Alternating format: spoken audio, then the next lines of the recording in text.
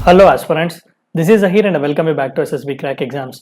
तो आज के इस लेक्चर में हम टॉप 20 लेटेस्ट नेशनल न्यूज़ जो कि आपके अपकमिंग एसएसबी इंटरव्यूज में पूछा जा सकता है, जो कि जुलाई के महीने के हैं, उन सभी के बारे में डिस्कस करने की कोशिश करेंगे। तो आइए वीडियो को शुरू करते हैं। वीडियो को शुरू करने से पहले मैं आप सभी को एक बार याद दिला दूं कि एसएसबी क्रैक एग्जाम्स के पास एसएसबी इंटरव्यू से related full fledge online course available है। बहुत ही अफोर्डेबल प्राइसेस में है। हर महीने इसके नए बैचेस स्टार्ट होते हैं। अपने फ्रेंड्स के साथ भी इन्फॉर्मेशन जरूर शेयर कीजिएगा।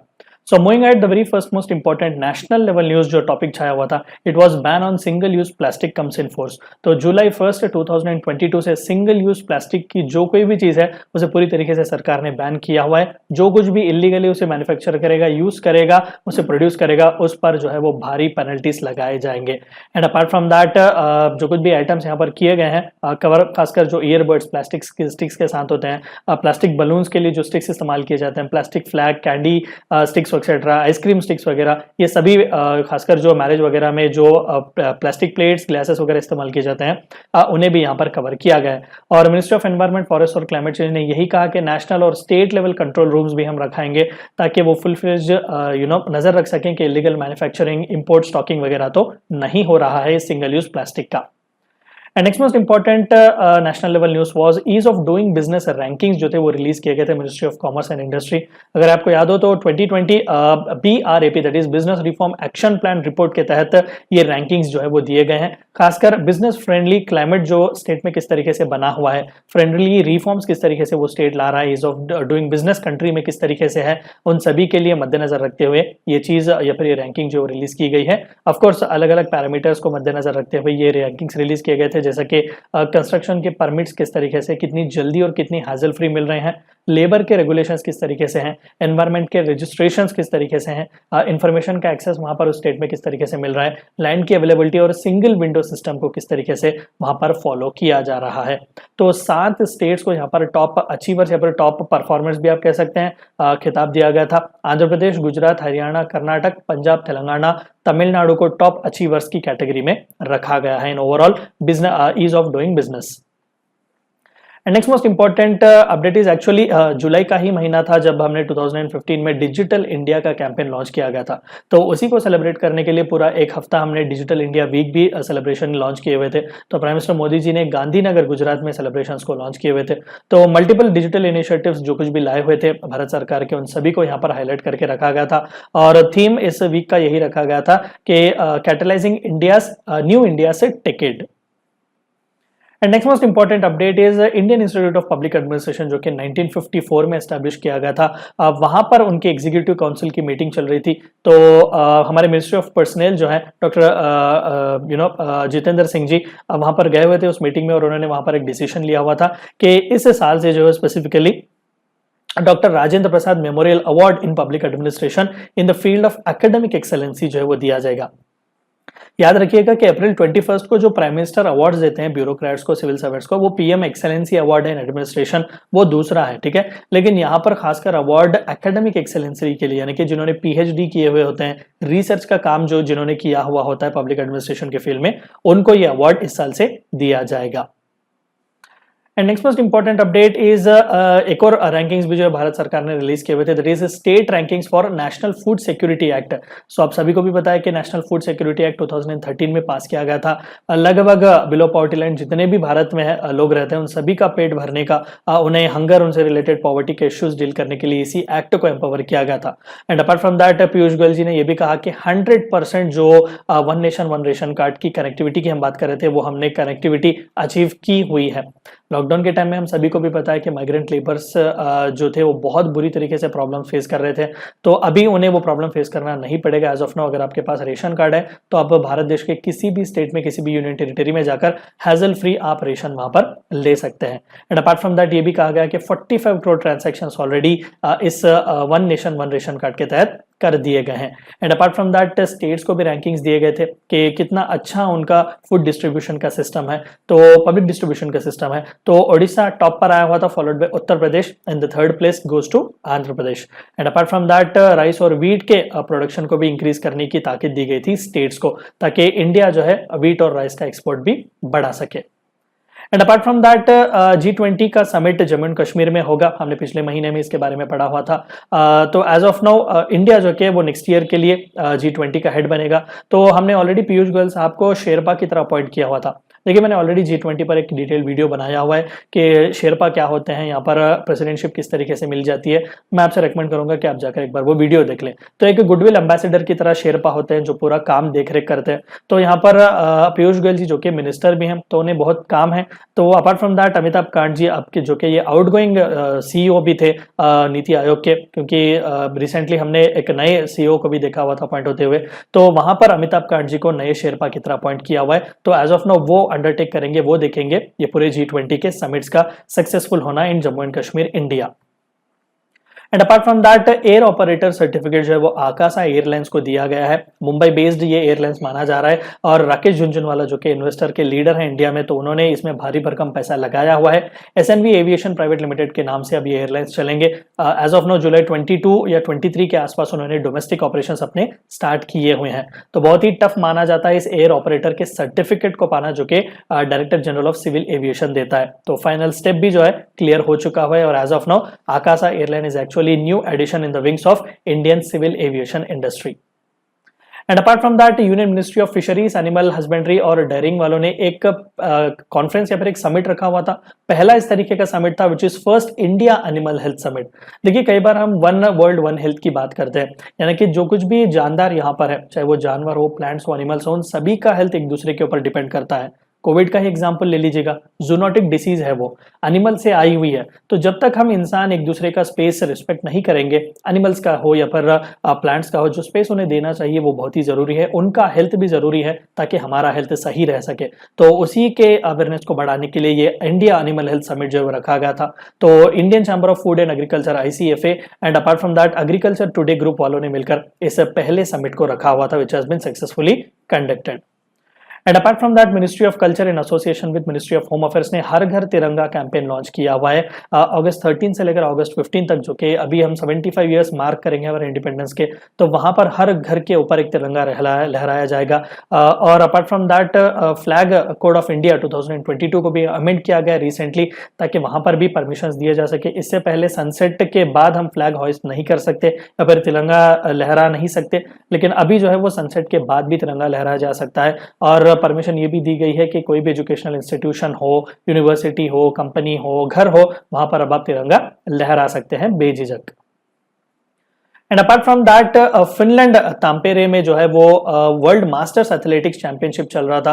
तो वहां पर दरअसल ये चैंपियनशिप दरअसल 35 इयर्स के अबव वालों के लिए ही है। तो वहां पर हमारे इंडिया के सीनियर मोस्ट प्लेयर भागवानी देवी जी ने, जो कि 94 ईयर के हैं स्प्रिंटर इंडिया से, तो उन्होंने गोल्ड मेडल जीता हुआ था 100 मीटर स्प्रिंट रेस में और उन्होंने ये रिकॉर्ड अचीव किया है इन महज 24.74 सेकेंड्स में।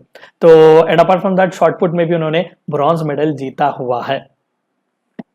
आगे बढ़ने से पहले मैं आप सभी को एक बार याद दिला दूं कि SSB क्रैक एग्जाम्स के पास SSB इंटरव्यू से related full fledge online course available है। आपको कस्टमाइजेशंस भी यहाँ पर देखने को मिल जाएंगे, 1 साल का पैकेज भी आपको मिलेगा और मंथली पैकेज भी आपको यहाँ पर देखने को मिलेगा। तो SSB इंटरव्यू को क्रैक करने के लिए जिस किसी चीज की भी जरूरत हो, चाहे वो पर्सनल इंटरव्यू हो, ग्रुप टास्क हो, conference, medical, live classes, success stories, SSB के ट्रेंड्स भी आपके साथ शेयर किए जाएंगे। तो अपने फ्रेंड्स के साथ भी इन्फॉर्मेशन शेयर कीजिएगा और आप खुद भी इस कोर्स को जरूर सब्सक्राइब कीजिएगा। And next most important report was released by Ministry of Statistics and Program Implementation, जिसे यूथ इन इंडिया 2022 रिपोर्ट के नाम से रिलीज किया गया है। और चंद सरप्राइजिंग सी चीजें जो इस यूथ इन इंडिया रिपोर्ट ने कही वो ये कि यूथ जो है वो डिक्लाइन होता जा रहा है इंडिया में और एल्डरली पॉपुलेशन जो है वो बढ़ रहा है। तो 2021 से 2036 के बीच का अगर हम एक्सपेक्टेशंस देख लें तो इंडिया में यूथ का पॉपुलेशन रिड्यूस हो जाएगा और एल्डरली पॉपुलेशन यहाँ पर बढ़ेगा। और बाय 2036 केरला, तमिलनाडु और हिमाचल प्रदेश ऐसे स्टेट्स होंगे जहां पर एल्डरली पॉपुलेशन यूथ से ज्यादा होंगे। और आंकड़ों की अगर हम बात करें तो 1991 में टोटल प्रोपोर्शन ऑफ यूथ, यानी कि जो टोटल पॉपुलेशन है उसमें से यूथ का कितना परसेंटेज है, तो 1991 में वो 26.6% था, 2016 में 27.9% था और अब वो घट जाएगा in 2036 it has been projected as 22.7%। And next most important update is ministry of education वालों ने नेशनल इंस्टीट्यूशन रैंकिंग फ्रेमवर्क्स के रैंकिंग्स रिलीज किए गए हैं, जहां पर टॉप हमारे कंट्री के जो इंस्टीट्यूट्स हैं उन्हें रैंक्स दिए जाते हैं। मैंने कई बार कहा, मैं अब भी कहूंगा कि एक्रेडिशन जो है 5 साल में एक बार दिया जाता है और एक इंडिविजुअल एजुकेशनल इंस्टीट्यूशन में पिछले 5 साल में क्या क्या डेवलपमेंट हुए हैं उसके बेस पर एक्रेडिशन दिया जाता है कि आप A+ हैं, ये हैं, B हैं या B+ हैं। लेकिन रैंकिंग जो है वो बहुत ही डायनामिक होता है, हर साल इन्हें दिया जाता है, लेकिन एक इंस्टीट्यूशन को दूसरे इंस्टीट्यूशन के फैसिलिटीज के साथ कंपेयर एंड कॉन्ट्रास्ट किया जाता है। तो IIT Madras has been adjudged as best educational institution in India, while Indian institute of sciences Bengaluru is best university in this rankings. And apart from that अगर मैनेजमेंट की बात करें तो IIM अहमदाबाद जो है वो टॉप पर आया हुआ है। और मेडिकल कॉलेज की अगर हम बात करें तो all India institute of medical sciences new Delhi top पर आया हुआ है। और इंजीनियरिंग कॉलेज में भी again IIT Madras has top the list. और फार्मेसी के सेक्टर में जामिया हमदर्द ने टॉप किया हुआ है। और कॉलेज के सेक्टर में अगर हम देखें तो मिरिंदा कॉलेज दिल्ली और हिंदू कॉलेज दिल्ली दोनों को है बेस्ट कॉलेज का खिताब यहाँ पर दिया गया है। And apart from that national e governance service delivery के असेसमेंट्स भी किए गए थे रिसेंटली, और वहां पर मिनिस्ट्री ऑफ होम अफेयर्स के वेबसाइट को जो है वो फर्स्ट रैंक दिया गया है under central ministries portal. And apart from that second rank जो वो नेशनल क्राइम रिकॉर्ड ब्यूरो को दिया गया है।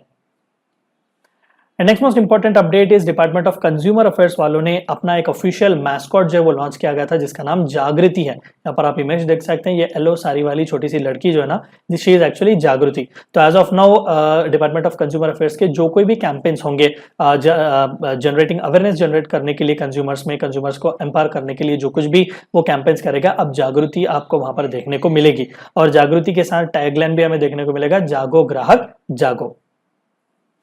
And apart from that PV Sindhu ने सिंगापुर ओपन का टाइटल भी जीता हुआ था। This is actually the third major title in this year जो सिंधु ने जीता हुआ है। पहला कोरियन ओपन, बाद में स्विस ओपन, अब ये तीसरा जो है सिंगापुर ओपन उन्होंने जीता हुआ है। चाइना के अपने ओपोनेंट वांग जी को हराकर उन्होंने ये टाइटल हासिल किया हुआ है। And apart from that international shooting sports federation का वर्ल्ड कप भी चल रहा था साउथ कोरिया छाओगान में, तो वहां पर हमारे इंडिया के मिराज अहमद खान ने गोल्ड मेडल जीता हुआ था। पहले वैसे इंडियन शूटर बने जिन्होंने इस शूटिंग के स्पेसिफिकली जो कैटेगरी है उसमें गोल्ड मेडल जीता हुआ है। मेंस स्कीट इवेंट इसे कहा जाता है। यहाँ पर आप देख सकते हैं इस तरीके से एक ऑब्जेक्ट को फ्लाई किया जाता है और वहां पर आप इसे टारगेट रख के शूट करते हैं, तो इसे मेंस स्कीट इवेंट कहा जाता है। तो Miraj Ahmad Khan has become the first gold medal holder. And apart from that ministry of civil aviation की कंसल्टेटिव कमेटी की मीटिंग भी हुई थी डिजी यात्रा के प्रोजेक्ट पर। देखिए couple of years back Digi Yatra का कॉन्सेप्ट जो है वो लाया गया था मिनिस्ट्री ऑफ सिविल एविएशन वालों ने। कई बार जब हम फ्लाइट में जाते हैं, खासकर इंटरनेशनल फ्लाइट अगर आप लेना चाहते हैं, तो हद से ज्यादा वहां पर आपको फ्रिस्किंग्स किए जाते हैं, आपके वेरिफिकेशन वगैरह किए जाते हैं। तो अब सिंस कोविड लॉकडाउन भी आ चुका हुआ है, हम सभी डिस्टेंसिंग वगैरह फॉलो कर रहे हैं, सोशल डिस्टेंसिंग वगैरह, तो डिजी यात्रा जो है वो हैजल फ्री पेपरलेस आपको पास देना चाहता है, यानी कि फेशियल रिकॉग्नाइजेशन की टेक्नोलॉजी से एयरपोर्ट्स वगैरह पर किसी भी तरीके का आपको हैजल फेस नहीं करना पड़ेगा और कॉन्टैक्टलेस पेपरलेस जो है वो आपको यहाँ पर मूवमेंट देखने को मिलेगा। तो ये कॉन्सेप्ट जो है वो लाया गया था, लेकिन अभी दो एयरपोर्ट्स में पायलट प्रोजेक्ट के बेसिस पर इसे लॉन्च किया जाएगा, that is Varanasi and Bengaluru. And apart from that अगर वो सक्सेसफुल हो जाएंगे अगस्त के महीने में, तो by March next year Pune, Vijayawada, Kolkata, Delhi और हैदराबाद, ये 5 सिटीज में भी ये डिजी यात्रा प्रोजेक्ट को लॉन्च किया जाएगा। And apart from that India ने नमीबिया के साथ एक मेमोरेंडम ऑफ अंडरस्टैंडिंग साइन किया कि इंडिया में हिस्टोरिकल रेंज जहां कहीं पर भी चीतास पहले हुआ करते थे, एज ऑफ नाउ इंडिया से एक्सटिंक्ट हो चुके हुए हैं ये बेचारे, तो वापस से नमीबिया से हम इन्हें पकड़ के लाके इंडिया में छोड़ेंगे। तो अगेन एक इनिशिएटिव हम करने की कोशिश करें, जो इकोलॉजिकल इम्बैलेंस हुआ था चीता के रेकलेस मारने की वजह से इंडिया में, उसे वापस से हम यहाँ पर इंट्रोड्यूस करने की कोशिश करेंगे। And apart from that, 15th president of India की तरह Draupadi Murmu ji has taken the oath and she is actually as of now youngest president of the country and born after independence, और वो महज 64 years की ही हैं। तो चीफ जस्टिस NV रमणा जी ने उनका ओथ जो है वो दिलवाया हुआ था। एंड अपार्ट फ्रॉम दैट उनके अपोजिशन कैंडिडेट यशवंत सिन्हा को सिर्फ 36% वोट मिले हुए थे और मुर्मू जी को 64% ऑफ वोट्स मिले हुए थे। And she is the first tribal person to hold the position and second women after Pratibha Devi Patil Singh ji. And India innovation index का 3rd एडिशन भी रिलीज किया हुआ था नीति आयोग ने, और वहां पर कर्नाटक, मणिपुर और चंडीगढ़ को टॉप रैंकिंग्स दिए गए थे। सुमन के वेरी जी जो कि नीति आयोग के वाइस चेयरमैन है, तो उन्होंने ये रैंकिंग्स लॉन्च किए हुए थे। तो स्टेट के कैटेगरी में कर्नाटक, नॉर्थ ईस्ट रीजन और हिली स्टेट्स में मणिपुर और यूनियन टेरिटरीज में चंडीगढ़ ने इस इनोवेशन इंडेक्स को टॉप किया हुआ है respectively. And apart from that ministry of information broadcasting वालों ने 68th नेशनल फिल्म अवार्ड्स भी अनाउंस किए हुए थे। तो वहां पर बेस्ट हिंदी फिल्म का अवार्ड तुलसीदास जूनियर को गया। बेस्ट फीचर फिल्म का जो है वो अवार्ड सुरुराय पुत्तूर को दिया गया था, जो कि तमिल मूवी है। और तानाजी द अनसंग वॉरियर को best popular film providing wholesome entertainment की कैटेगरी में दिया गया है। And apart from that Bollywood के एक्टर अजय देवगन और तमिल एक्टर सूर्या को बेस्ट एक्टर का अवार्ड दिया गया था, और अपर्णा बालामुरली को बेस्ट एक्ट्रेस का अवार्ड दिया गया था for her role in Soorarai Pottru. And apart from that world athletic championship में फिर से जेवलिन थ्रो से अपना भाला फेंक के झंडे गाड़े हुए नीरज चोपड़ा ने, तो सिल्वर मेडल उन्हें मिला हुआ था। इजविन ओरेगॉन यूनाइटेड स्टेट्स में वर्ल्ड एथलेटिक चैंपियनशिप चल रहे थे, तो वहां पर 88.13 मीटर्स उन्होंने लेंथ का भाला फेंका हुआ था। And apart from that he became the first Indian to win silver. इनसे पहले अंजू बॉबी जॉर्ज जो थी वो लॉन्ग जंप के लिए ब्रॉन्ज मेडल जीती हुई थी इन 2003 Paris summit of world athletic championship. तो एज ऑफ नो सिर्फ 2 ही एथलीट्स हैं इंडिया के जो ये प्रेस्टिजियस अवार्ड होल्ड करते हैं। और रिसेंटली 5 मोर रामसार साइट जो है वो इंडिया के लिस्ट में ऐड किए गए थे। विद दिस टोटल इंडिया का लिस्ट जो है वो 54 को जाता है। इससे पहले 49 थे, अब 54 हो गए हैं। तो यूनेस्को वालों ने पहले कन्वेंशन ऑन वेटलैंड्स के लिए जो है वो डिमांड की हुई थी, और 1971 में ईरान की एक सिटी रामसार में इस रामसार कन्वेंशन को साइन किया गया था।